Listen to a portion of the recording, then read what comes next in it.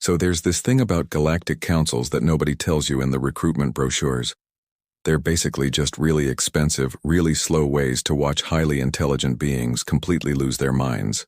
And on this particular Tuesday, well, Tuesday by Earth standard, which nobody else uses but whatever, the Galactic Emergency Council was having what you might call a complete meltdown. The holographic display in the center of the chamber showed Meridian 7, a colony planet home to roughly 50 million beings who were about to have a very bad day. See, Meridian 7 orbits a star that's basically the universe's angriest toddler. Unpredictable solar flares, radiation bursts, the works.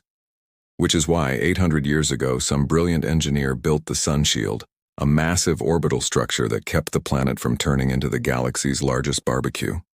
Past tense being the operative word there. Integrity at 32% and declining, announced Ambassador Krill, whose species looked like someone had crossed a chicken with social anxiety disorder. His feathers were doing that puffing thing they did when he was stressed, which lately was always. At current degradation rates, complete failure in 78 hours. Commander Vex slammed his scaled fist on the table. Vex belonged to a species that had evolved from something reptilian and angry, and he'd leaned into both traits hard. Unacceptable. We need military-grade solutions. Deploy the emergency fabrication fleet. Which will take 6 months to arrive, Professor Kelvin chimed in, his crystalline form refracting the emergency lighting into annoying rainbow patterns across everyone's faces. And another 8 months to construct a replacement shield. I've run the calculations 17,000 times. So you're saying we have 78 hours to save 50 million people, and your best solution takes over a year? That was Jake Morrison, and yeah, he was the only human in the room, mostly because humans were the newest members of the galactic community and nobody really took them seriously yet. Jake was a maintenance technician, the kind of guy who fixed broken toilets and recalibrated air filters, not the kind of guy who usually attended emergency council sessions. He'd only been invited because he happened to be replacing a faulty ventilation unit in the council chamber when the emergency started, and they'd locked down the building. He was still wearing his grease-stained jumpsuit and eating a sandwich. Tuna, if anyone cared, which they didn't. The situation is complex, Kelvin said, in that tone that made complex sound like beyond your primitive understanding. The Sunshield uses technology from the third epoch. The crystalline matrix requires... Yeah, but it's basically just a big umbrella, right? Jake took another bite of his sandwich. The room went silent. You could have heard a pin drop if pins made sounds in the vacuum of space, which they don't, but you get the idea. An umbrella, Vex repeated, his voice flat. Sure. Keeps the bad sun stuff away from the planet, like an umbrella keeps rain off your head. Krill's feathers puffed out so far he looked like he might explode. The Sunshield is a masterwork of engineering, utilizing quantum-locked particles in a suspended matrix field to deflect and absorb solar radiation across 17 different spectrums. It is not an umbrella. But functionally, we don't have time for human simplifications, Kelvin interrupted. I propose we initiate Protocol Omega-7. We evacuate the planet's population to temporary shelters on the 3 nearest moons while we evacuate 50 million beings in 78 hours, Jake asked. It's theoretically possible. Is it, though? Kelvin's crystalline structure flickered, which was basically his species' version of an annoyed eye twitch. The alternative is allowing them to die, Mr. Morrison. Or, Jake said, wiping tuna mayo off his fingers with a napkin that probably cost more than his monthly salary, because everything in this building was unnecessarily expensive, we could try fixing it. With what? Vex roared. The materials alone require... I'm getting to that, just, let me finish my sandwich first. It's a good sandwich. 20 minutes later, after Kelvin had presented a 14-point plan that required technology that wouldn't be invented for another decade, and Krill had suggested forming a committee to study the formation of a task force to investigate possible preliminary approaches, Jake finally set down his empty sandwich wrapper and cleared his throat. What if we just reflected the sun away? Nobody said anything. Outside the viewing window, the planet Meridian 7 continued its oblivious rotation, unaware that its future was being decided by a room full of people who couldn't agree on lunch orders. I'm sorry, Krill said slowly. Did you just say, reflect? Yeah, like with a mirror. Professor Kelvin's laugh sounded like wind chimes having a seizure. Oh, this is precious. The human thinks we can solve an 800-year-old technological marvel's failure with a mirror. Please do elaborate on this adorable theory. Jake shrugged. Sun's hot. Sunshield blocks the hot. Shield's breaking. So instead of blocking, we bounce it away. Same principle as those sunshades people put in their car windshields, or beach umbrellas with the silver underside. Basic heat reflection. Basic? Vex looked like he was about to have an aneurysm, which was impressive because his species had 3 hearts, and you'd think that'd give them more chill.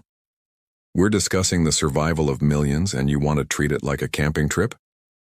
I mean, when you put it that way, it sounds dumb, but it is dumb, Kelvin said, warming to his subject in that way professors do when they get to explain why someone else is wrong. Allow me to enumerate the reasons why this approach demonstrates a fundamental misunderstanding of basic physics. First, the reflective coefficient required to deflect solar radiation of this magnitude would require materials we don't possess. Second, the structural integrity needed to maintain a stable reflective surface in orbital mechanics.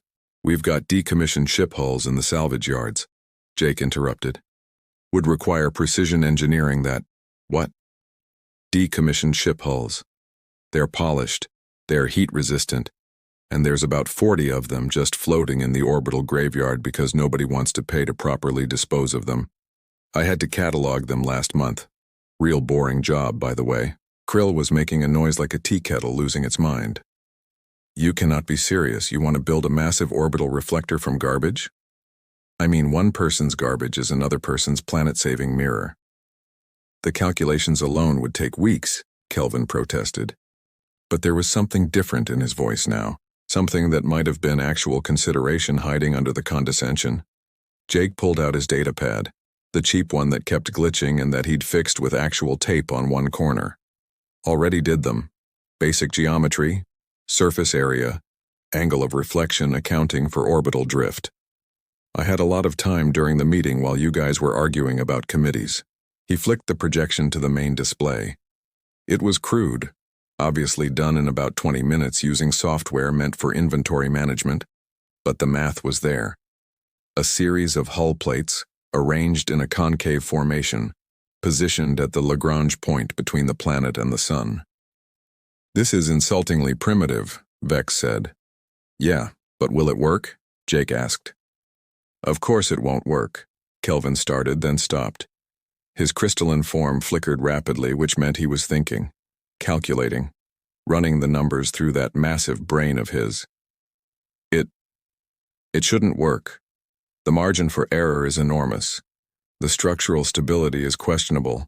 The reflective efficiency is barely adequate, but, Krill whispered, like he was afraid of the answer. But theoretically, in the most generous interpretation of the physics involved, and assuming everything goes absolutely perfectly, which it never does, it might buy us enough time to implement a proper solution. The shield integrity dropped another 2% while they all stared at Jake's crude diagram. This is career suicide, Krill muttered, mostly to himself.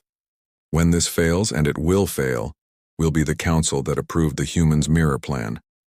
We'll be laughingstocks, historical footnotes, cautionary tales they tell in academy classes about desperation leading to poor judgment. So we're doing it? Jake asked. We are not. The lights dimmed. Emergency power kicked in. The planet's atmospheric monitoring stations were starting to report temperature increases on the surface. Jake stood up, grabbing his toolkit from where he'd set it by the door. Look, we can keep arguing about this while 50 million people turn into charcoal, or we can try the stupid idea that might actually work. I'm going to need about 72 hours, access to the salvage yards, and someone who knows how to file the paperwork for emergency resource requisition, because I sure as hell don't. 72 hours, Vex repeated, to build and deploy an orbital reflector. Yeah, probably less if people stop talking and start helping. Krill looked at Vex. Vex looked at Kelvin. Kelvin's crystalline form went dark for a moment, running calculations, probability matrices, risk assessments. Then he lit up again, every facet glowing with what might have been determination or might have been the crystalline equivalent of a stress headache. Fine, Kelvin said. But when this catastrophically fails, I'm putting it in my report that I advised against it. Cool, Jake said, heading for the door. I'm gonna go steal some spaceships. Here's something they don't tell you about saving the world, or in this case, saving a world. It involves a lot of paperwork. And when the paperwork is filed by a maintenance tech who usually just requisitions toilet paper and light bulbs, people tend to ask questions. You want 40 decommissioned ship hulls, 600 magnetic clamps, 300 construction drones, and the quartermaster, a blob-like creature named Blorp, scrolled through the request on his screen. 17,000 rivets and a welding rig? For what? Saving Meridian 7. Right, and I'm the Emperor of the Andromeda Galaxy. Request denied. Jake slapped down the emergency authorization code that Krill had given him. Krill, to his credit, had actually come through on the paperwork, probably because he wanted someone else to blame when this all went sideways. Blorp's 3 eye stalks all focused on the code. Oh no, they actually approved this? Yep. We're all gonna die. Probably not. Like 60-40 odds we pull this off. That's not reassuring. It's better than 0-100, which is where we were this morning. 30 minutes later, Jake was in the salvage yards with a crew of 3. Not because 3 was optimal, but because 3 was all he could convince to help. First was Brick, a dock worker who looked like someone had carved a person out of a mountain and then given up halfway through. Brick's species didn't have a name humans could pronounce, something with lots of clicking sounds, but Brick had decided Brick worked fine, and everyone was happy with that. He was also deeply, profoundly grumpy about everything. This is stupid, Brick said, for approximately the 40th time in 20 minutes. Noted, Jake replied, marking hull plates with spray paint to indicate which ones they'd need. We're gonna die. Also noted. I could be home, watching my shows, but no. I'm out here helping the crazy human with his mirror plan. Your dedication is inspiring. Second was Pip, a young engineer from a species with 4 arms and way too much enthusiasm. Pip had graduated top of their engineering class 3 months ago, and still had that bright-eyed optimism that hadn't been crushed by bureaucracy yet. Give it time. This is so cool, Pip said, all 4 arms gesturing excitedly. We're actually doing something.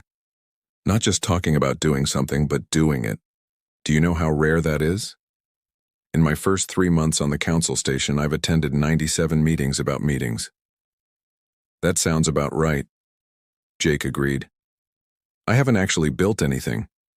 Just designed things that other people said were too expensive or too simple or not elegant enough.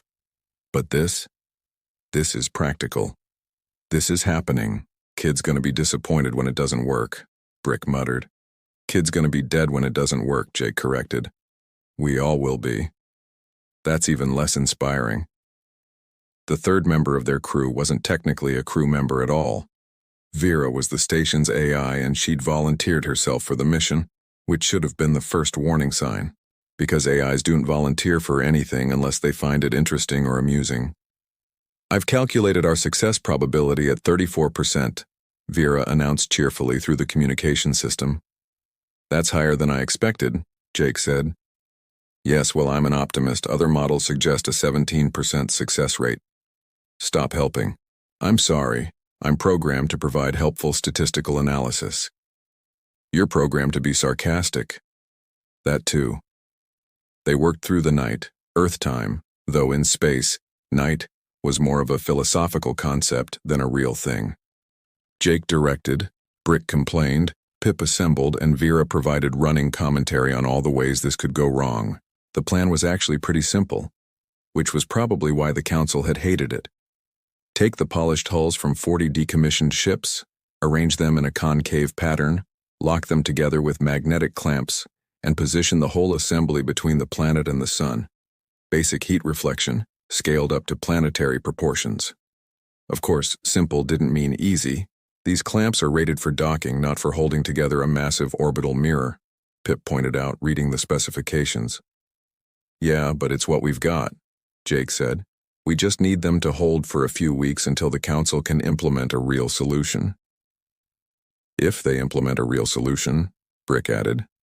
Knowing those idiots, they'll form a committee to study forming a committee. Brick, you're surprisingly cynical for someone who works in public service.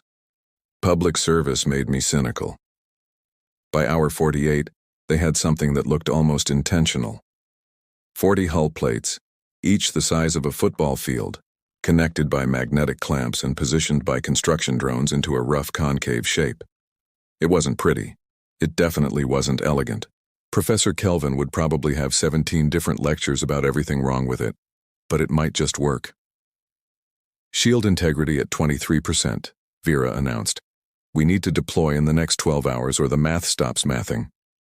The math stops mathing? Jake repeated. It's a technical term. It absolutely is not. Fine. The math suggests that if we wait longer, the shield will fail before we can position the reflector effectively, rendering this entire endeavor pointless and resulting in the death of 50 million colonists. Is that better? No, actually the first version was less depressing. Pip was double-checking connections, all 4 arms moving in a blur. We're as ready as we're going to be. Brick cracked his knuckles, which sounded like rocks grinding together. Let's get this disaster started. In movies, there's always this moment before a big operation where someone gives an inspiring speech about duty and honor and not giving up. Jake tried to think of something inspiring to say as they guided the massive reflector array toward its deployment position. So, don't die, he said over the comm. Truly moving, Vera replied. I'm not a speech guy. Clearly. The deployment should have been straightforward. Use the construction drones to guide the array into position at the Lagrange point. Lock the magnetic clamps into a stable configuration and let physics do the rest. Reflect the solar radiation away from the planet. Buy time for a permanent solution. Save 50 million lives. Maybe get a medal, or at least a decent lunch. Of course, nothing in space is ever straightforward. We've got a problem, Pip announced about 10 minutes into the deployment. The magnetic clamps aren't engaging properly. The solar wind is stronger than our calculations accounted for. How much stronger? Jake asked. 30% stronger. That seems like something Vera should have caught in her calculations. In my defense, Vera said, solar wind variation is notoriously difficult to predict, and I was working with limited sensor data because someone, and I'm not naming names, but someone cut the budget for solar monitoring equipment last year. Great. So what happens if the clamps don't engage? The array will tumble, fail to maintain proper positioning, and achieve approximately 0% of its intended effect. Right. Options? We could abort the mission, return the array to the salvage yards, and spend the next 72 hours pretending we tried our best while everyone on Meridian 7 dies. I don't like that option. I didn't think you would. The comm crackled to life with Commander Vex's voice. Morrison, we're seeing instability in your array. Council recommends immediate abort. Council can submit their recommendation in writing, Jake replied, watching the readouts as the array drifted off its intended position. Brick, how hard would it be to manually engage those clamps? There was a long pause. Then, you want me to spacewalk out there and hand crank magnetic clamps while solar radiation is trying to cook me and the array is tumbling? Yeah, I hate you. I know. I'm doing it, but I hate you. Brick suited up in record time, complaining continuously through every step of the process. Jake had to hand it to him. For someone who seemed to hate everything, Brick was remarkably competent when it mattered. This is the dumbest thing I've ever done, Brick announced as he mag-locked onto the array's surface. And I once tried to open a restaurant on an ice planet. How'd that go? Pip asked, monitoring Brick's vitals. Badly. Which is why I'm here. Manually engaging clamps on a makeshift mirror while the sun tries to murder me. The array was tumbling slowly, which meant Brick had to work fast between rotations when his section faced away from the sun. Every time the array rotated toward the star, radiation levels spiked and Brick had to take cover behind one of the hull plates. Clamp 1 engaged, Brick reported. 47 to go, Vera added helpfully. You're really not helping. Jake watched the shield integrity numbers dropping. 20%, 19%, Surface temperatures on Meridian 7 were already climbing. They had maybe an hour before things got irreversible. "We need to go faster," he said. "I'm working as fast as I can while not dying," Brick shot back. "I can help," Pip said suddenly. "Forearms, remember? I can engage clamps twice as fast as Brick." "Kid, no," Brick started. But Pip was already suiting up, that youthful enthusiasm overriding common sense. Which, honestly, was probably what they needed right now. "Vera, calculate optimal positioning for 2 people working simultaneously," Jake ordered. Calculating. Also noting that this plan has now achieved a new level of reckless desperation that I didn't think was possible. Congratulations. Just do the math. Math completed. Sending coordinates. Current success probability updated to 31%. That went down. Yes, because now we have 2 people in radiation suits manually assembling an orbital mirror instead of 1. The danger has effectively doubled. Pip launched from the airlock, all 4 arms already reaching for tools. "Where do you need me?" "Section 7, Brick called out. "And stay behind cover when we rotate Sunward." They worked in synchronized chaos, Brick's experience complementing Pip's enthusiasm and extra limbs. Clamps engaged one by one, locking the array into a more stable configuration. The tumbling slowed, then stopped. 30 clamps engaged, Pip reported. "Shield at 15%, Vera announced. Jake was doing calculations in his head, watching trajectories, monitoring radiation levels. They were cutting it incredibly close. 40 clamps engaged. Shield at 12%. "Come on," Jake muttered. "Come on." "All clamps engaged," Brick shouted. "Get us out of here before I become the galaxy's most expensive piece of charcoal." The construction drones activated, firing positioning thrusters to move the array into its final location. The massive reflector, cobbled together from scrap and determination, rotated into position at the Lagrange point. For a moment, nothing happened. "Shield at 8%, Vera said quietly. Then the sensors registered the change. Solar radiation hitting the reflector, bouncing away, dispersing into space instead of hammering down on Meridian 7. Surface temperatures stopped climbing. Then they started dropping. "It's working," Pip whispered. "Of course it's working," Jake said, trying to sound confident while his hands shook from adrenaline. "Basic physics." "Shield has stabilized at 7%, Vera announced. Temperature readings on Meridian 7 are decreasing. The reflector is operating at 84% efficiency." 84%? Jake frowned. "That's higher than I calculated." "Yes. Well, sometimes even stupid ideas exceed expectations." Commander Vex's voice came over the comm, and for the first time since Jake had met him, the gruff military commander sounded almost impressed. "Morrison, it actually worked." "Yeah," Jake said. "Told you it would. You said it was 60-40 odds. I was being conservative. The thing about being right when everyone expects you to be wrong is that it doesn't actually make people happy. It makes them embarrassed, and embarrassed people do weird things to protect their egos." The emergency council reconvened 6 hours after the reflector deployed successfully. Jake, Brick, and Pip sat in the gallery, watching as Professor Kelvin presented a comprehensive analysis of the reflector's success.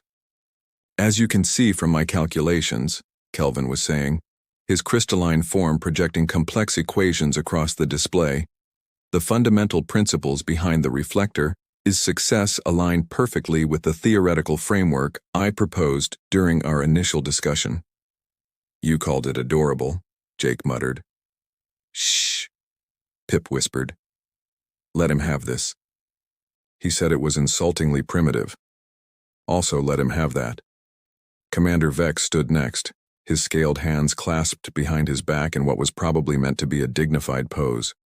From a strategic perspective, the deployment demonstrated clear military precision. The use of rapid response tactics and field improvisation represents exactly the kind of adaptive thinking I've been advocating for in our defense protocols. "He wanted to abort the mission," Brick growled. "We know," Jake said. "Multiple times. We know. Ambassador Kirill was the worst. He actually tried to suggest that the human consultant, that was Jake, had merely implemented the Council's collective wisdom. It was truly a team effort, Kirill said, his feathers smooth and calm, now that there was no longer any danger.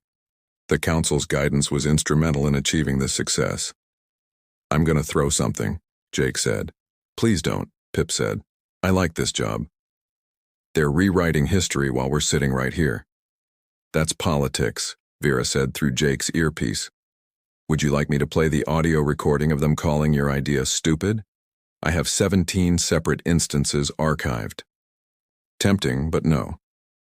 The session continued with various council members taking turns explaining how they'd always believed in the reflector plan, how the humans' contribution was merely carrying out their sophisticated instructions, and how this represented a triumph of galactic cooperation and advanced thinking. Jake lasted about 20 more minutes before he stood up and walked out. Brick and Pip followed. Where are you going? Pip asked. To get a beer and take a nap, in that order. Don't you want to hear them finish taking credit for your work? Not particularly. The reflector works. The planet's safe. That's what matters. But they're acting like you barely did anything. Jake stopped in the corridor, turning to face Pip. The young engineer's forearms were gesticulating wildly, clearly outraged on Jake's behalf. Look, Jake said. I spent 10 years fixing toilets and replacing air filters. Nobody thanked me for that either, but it needed doing. This was just a bigger air filter. Yeah, they're being jerks about the credit, but 50 million people aren't dead. That's worth dealing with some bureaucratic nonsense. You're a better person than me, Brick said. I'd have punched someone by now. You punch everyone. Exactly. I'm consistent. News of the reflector's success spread through the galactic networks faster than Jake could have imagined. By the next morning, Earth time, he was getting messages from across the galaxy. Most of them were from other species asking for human perspective on various problems, which was apparently galactic code for, we're completely stumped and maybe the primitive newcomers can help. The messages were interesting. Dear Mr. Morrison, we have a terraforming issue on Kepler 442b where our atmospheric processors are experiencing quantum fluctuation cascade failures. Try turning them off and on again, Jake replied. 2 days later. That actually worked. How did you know? Because I've met machines. Another message. The water recycling system on Station Epsilon 9 is producing contaminated output, despite all diagnostics showing normal function. Check the filters. We've checked the filters 3 times. Check them again. 4 hours later. The filters were clogged. We thought the diagnostics would catch that. Diagnostics lie, filters don't. It became a pattern. Complex galactic problems, simple human solutions. The kind of practical, hands-on thinking that apparently got engineered out of species once they got too advanced for their own good. A week after the reflector deployment, Jake was officially promoted from maintenance technician to chief of practical solutions, which sounded impressive until he realized it came with no pay increase and twice the paperwork. You're basically still fixing toilets, Vera pointed out. Just bigger, more complicated toilets. Toilets that threaten millions of lives if they break, Jake agreed. How is that better? It's not, but the view is nicer. His office was actually just his old maintenance closet with a new nameplate on the door. He'd refused anything fancier, mostly because he didn't want to deal with the bureaucracy involved in requisitioning new furniture. Plus, the maintenance closet had a window that looked out at the stars, and sometimes he could watch the reflector array glinting in the distance, keeping Meridian 7 safe. Professor Kelvin visited once, his crystalline form dimmed in what might have been embarrassment. I wanted to apologize, Kelvin said stiffly. My initial assessment of your proposal was uncharitable. You called it adorable and insultingly primitive. Yes, well, I was incorrect. It's cool, Jake said, not looking up from his datapad where he was responding to a query about malfunctioning gravity plating. You were working with incomplete information. That's generous. Also, you're a giant crystalline being who's probably been alive for 300 years and has 17 PhDs. I'm a maintenance tech who learned engineering from YouTube videos. Of course you didn't take me seriously. YouTube videos? Old Earth thing. Don't worry about it. Kelvin flickered thoughtfully. For what it's worth, your solution was elegant in its simplicity.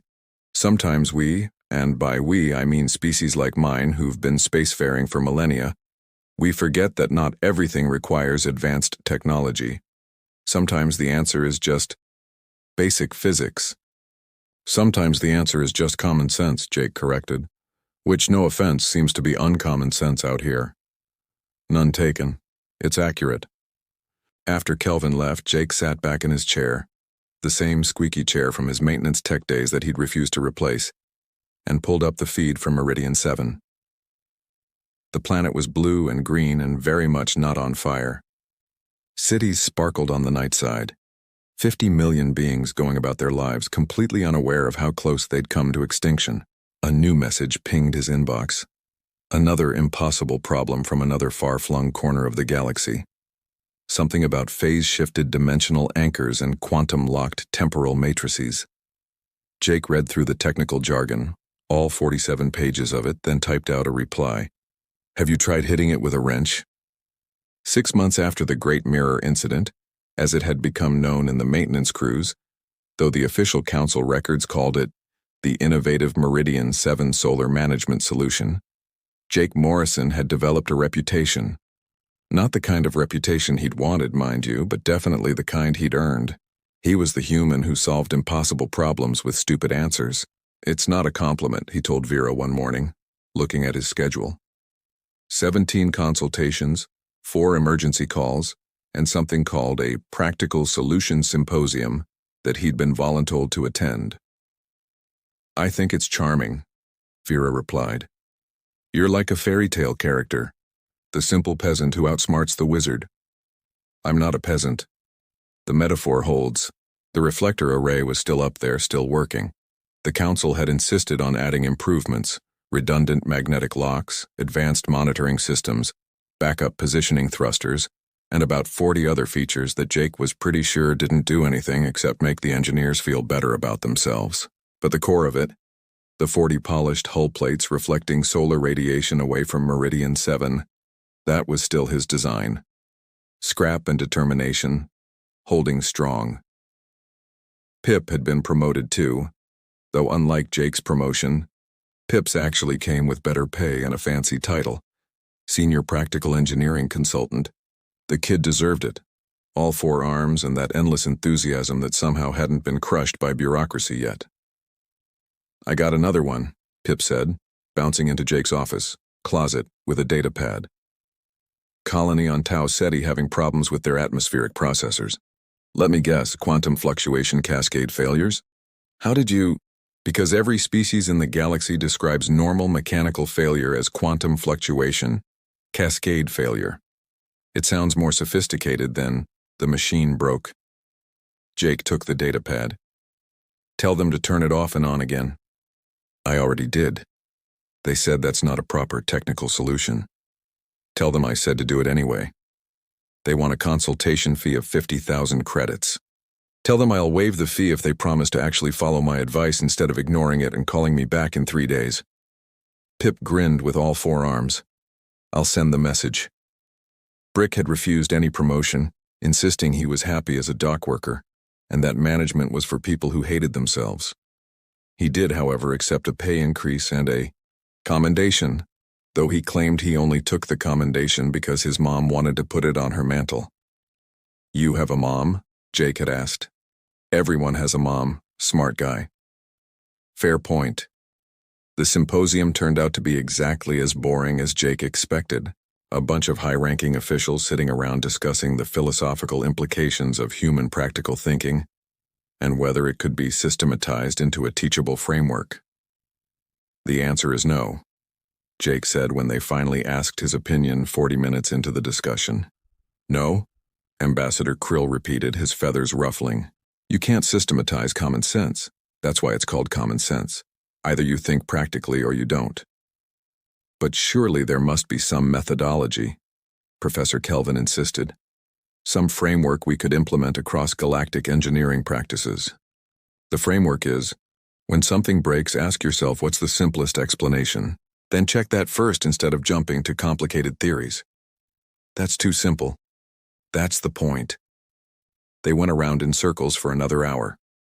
Jake excused himself to deal with an emergency on Deck 7, which turned out to be a clogged waste recycler. Not glamorous, but it needed fixing. The week after the symposium, Jake got a call from Commander Vex.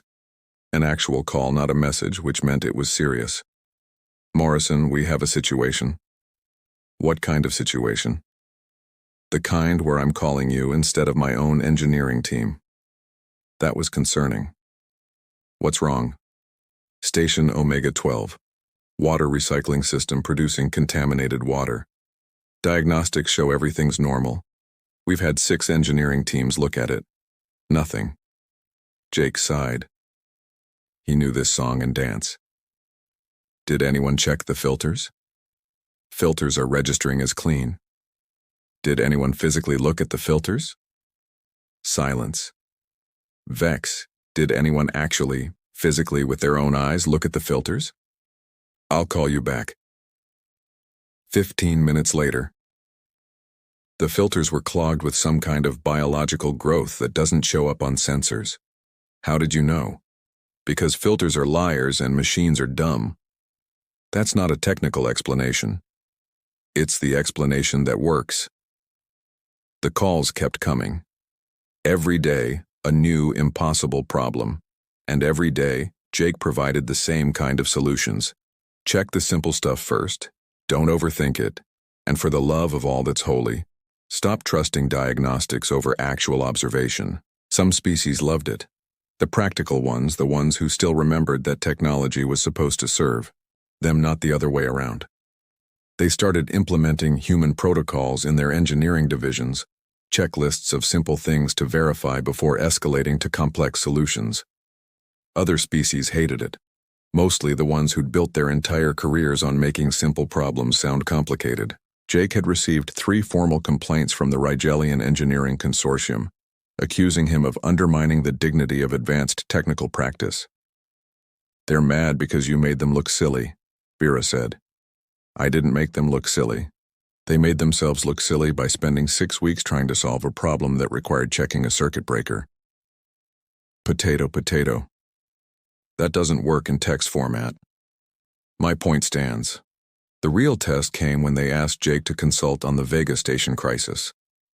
Vega Station was one of the oldest and largest space stations in the galaxy, home to 2 million beings and the central hub for the entire Vega sector, and something was wrong with its power grid. Not catastrophically wrong, not yet, but power fluctuations were getting worse. Rolling blackouts, system failures, the kind of thing that would eventually cascade into complete station failure if left unchecked. They'd been working on it for 3 months. The best engineers from a dozen species, running simulations, replacing components, implementing advanced monitoring systems.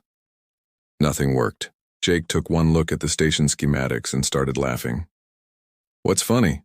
asked Chief Engineer Talark, a member of a species that looked like an octopus had merged with a supercomputer.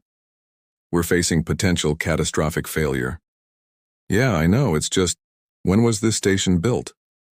472 years ago. "Why? And when was the last time anyone checked the main power conduits?" "The diagnostics run continuously.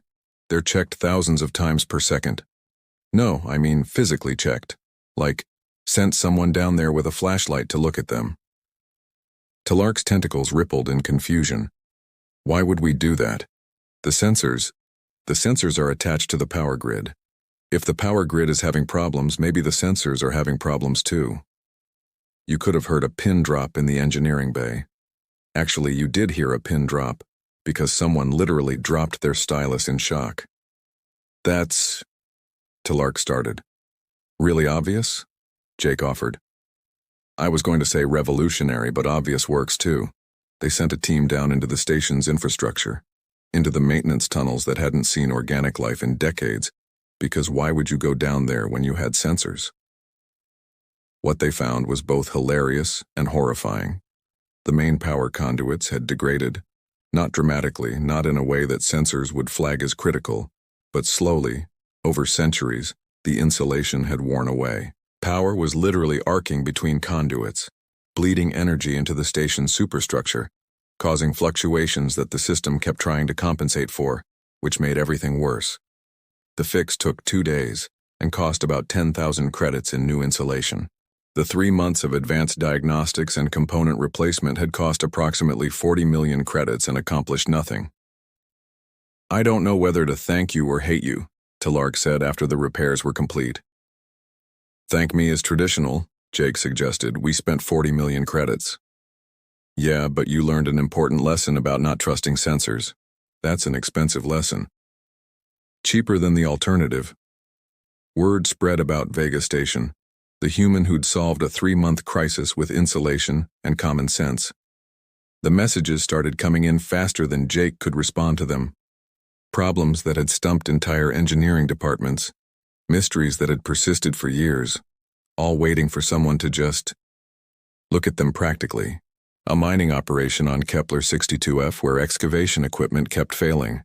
Worn drill bits that nobody had thought to replace because they looked fine on sensors. An agricultural station where crops were dying despite perfect environmental controls. Turned out perfect wasn't natural, and plants need some variation to thrive. A military installation where weapon systems were misfiring. Someone had installed the targeting computer backwards, but since it was still getting power, diagnostics said it was fine. On and on. Problem after problem. And Jake's solutions were always the same flavor of obvious in hindsight. "You're making us look bad," Kelvin told him one day. But there was no malice in it. The crystalline professor had become something like a friend once he'd gotten over his ego. "I'm making you look like you forgot the basics," Jake corrected. "There's a difference." "Is there?" "Yeah. One's an insult, the other's a reminder." "And which one do you think you're doing?" Jake considered that, looking out his closet window at the stars. At Meridian 7 in the distance, still safely reflecting away solar radiation with a mirror made of garbage. At all the stations and ships and colonies that were running a little better, because someone had finally checked the simple stuff. "Honestly, I think I'm just showing people that sometimes the answer isn't complicated. Sometimes you don't need a PhD or a quantum computer or a 300-page technical manual. Sometimes you just need to remember that machines are built by people, maintained by people, and they break in predictable, fixable ways." That's very philosophical for a maintenance technician. "Chief of Practical Solutions," Jake corrected with a grin. In a closet with an excellent view. The final validation came 6 months after Vega Station, when the Galactic Council officially added Human Practical Assessment Protocol to their emergency response procedures. It was basically a checklist. Before escalating any technical problem to advanced diagnostics, check the simple stuff. Filters, connections, power supplies, physical wear and tear.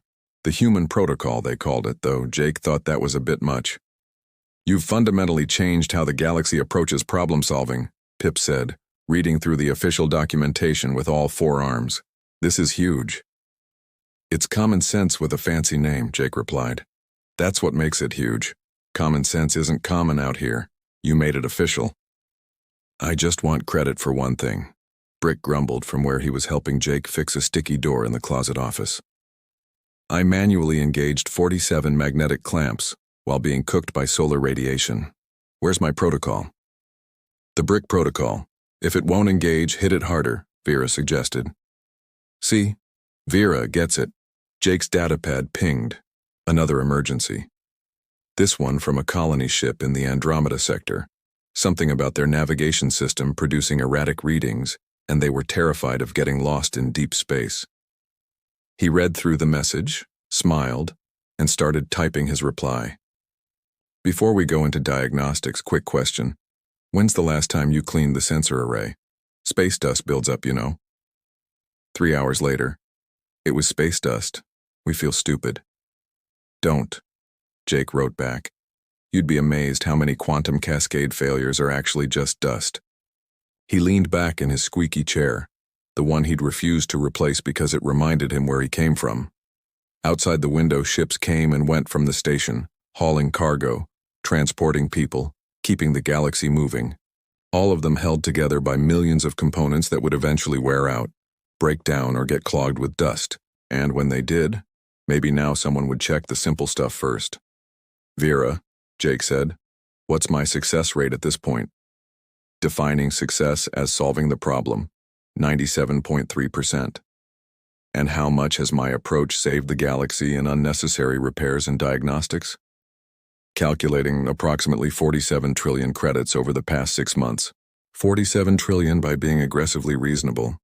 It's your superpower, Vera agreed. Most species develop faster than light travel or telepathy or the ability to photosynthesize. Humans develop the ability to not overthink things. I'm not sure that's a species-wide trait. No, but you're doing your part. The door chimed. Pip stuck all 4 arms through simultaneously, which Jake was pretty sure violated some kind of safety protocol. New emergency, Pip said breathlessly. Terraforming station on Wolf 1061C. Their atmospheric generators are failing and, let me guess, Jake interrupted. Quantum fluctuation cascade failure? How do you always know? Because that's what everyone calls normal mechanical problems. Tell them to check the air intake filters. That seems too simple. It always does. Tell them anyway. Pip left, still looking skeptical. Brick finished fixing the door, which now opened smoothly instead of squeaking like a dying animal. You know what the funny thing is? Brick said, testing the door. I've been fixing stuff for 30 years. Same stuff you're doing now, just smaller scale. Nobody ever called me a revolutionary. That's because you're not human, Jake said. Humans are new. We're supposed to be the primitive ones. When we solve problems better than advanced civilizations, it makes a better story.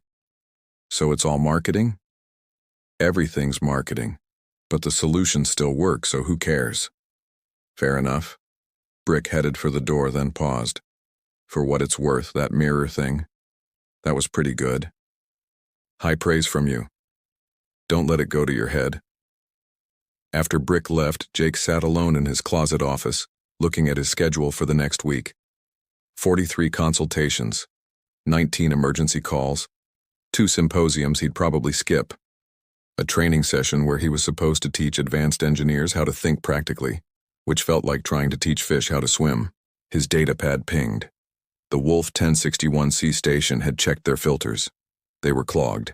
The atmospheric generators were working fine now. Crisis averted.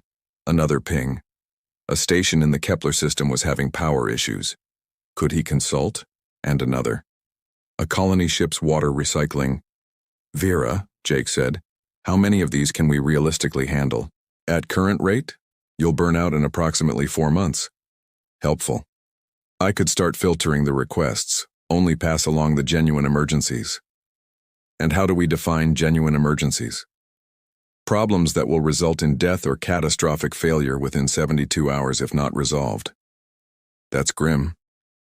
That's realistic. You're one human, Jake. You can't fix the entire galaxy. No, Jake agreed, looking out at the stars again, at Meridian 7 and its makeshift mirror, at all the stations and ships and colonies full of beings who I'd forgotten how to check the simple stuff. But maybe I can teach them to fix themselves. Revolutionary, Vera said. Nah, Jake replied, pulling up a new document, starting to outline a training program, a manual, something that could spread practical thinking wider than just his own consultations. Just common sense. Same thing, in this galaxy. Outside, the reflector array caught the light from Meridian 7's star, 40 pieces of repurposed garbage glinting in the void, still doing their job. Still proving that sometimes the best solution wasn't the most advanced one or the most expensive one or the most elegant one. Sometimes the best solution was just the one that actually worked. And sometimes, just sometimes, that's exactly what the galaxy needed.